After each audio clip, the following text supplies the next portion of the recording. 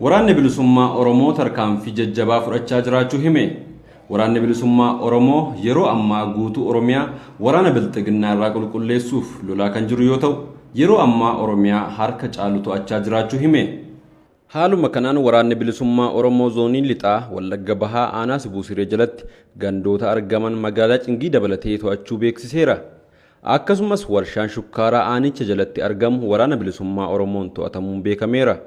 Sochii waraanni bilisummaa Oromoo taasisaa jiru kanatti kan rifate humni addaa Oromiyaallee yeroo ammaa bakkoota hedduutti waraana bilisummaa Oromootti makamaa jira jedhame.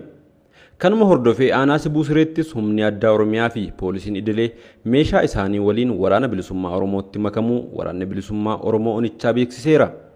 Oduma wal fakkaatuun waraanni bilisummaa Oromoo Shawaa Lixaa Ona Gindabaratitti haleellaa humna bilxiginnaa irratti geggeesseen Ona Asanaa keessaa waraana bilxiginnaa baasuun magaalaa Gindabarat guutummaan guututti dhuunfachuus beeksiseera.